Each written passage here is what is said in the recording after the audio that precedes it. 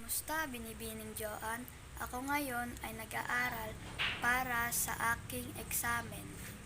Ipagpapatuloy ko na po ang aking pag-aaral para ako ay makakuha ng mataas na marka sa aking eksamen. Ako po ay tapos ng mag-aral at ngayon naman po ay maglalaro na ako.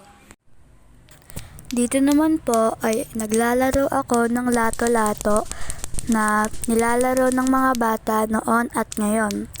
Ito po ay palaging nilalaro ng aking mga magulang noon. Palagi ko po ito naririnig na nilalaro ng mga bata kahit sa umaga, hapon at pati na rin po sa gabi. Ang kaso nga lang po sa paglalaro ng lato-lato ay ito ay maingay na laruin. Pero kahit ito po ay maingay na laruan, palagi po itong nilalaro at binabalik-balikan ng mga bata dahil ito po ay masayang laruin. Pagkatapos ko naman pong maglaro, ako po ay uminom na ng aking bitamina na pangpatangkad. Ang iniinom ko po na bitamina ay tawag ay Cherryfer. Pampatangkad daw po ito, kaso nga lang kahit anong paraan na aking gawin ay hindi pa rin po ako tatangkad.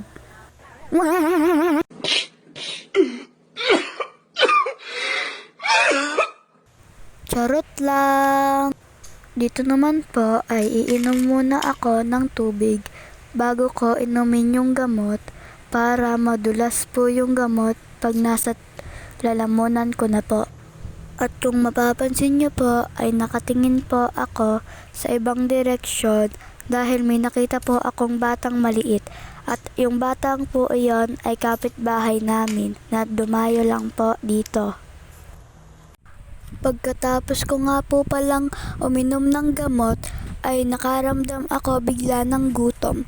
Kaya kinain ko po muna yung dalang pasalubong ng aking nanay. Ito po ay palagi kong kinakain at aking naging paborito na.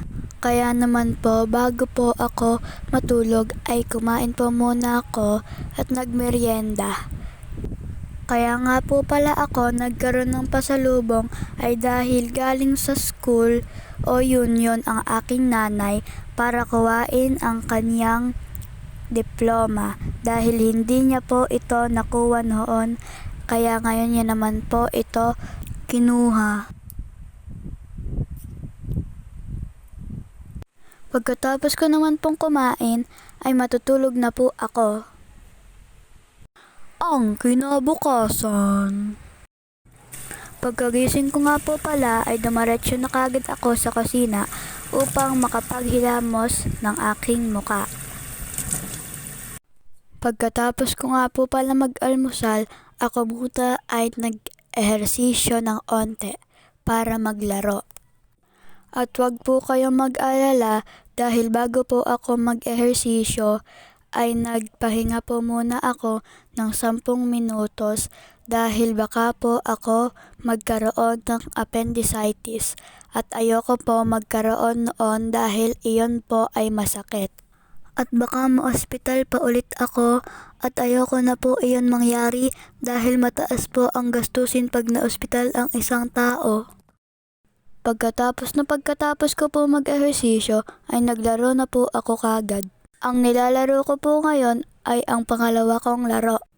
Dahil ang pinakauna kong laro ay ang pagbibilyar.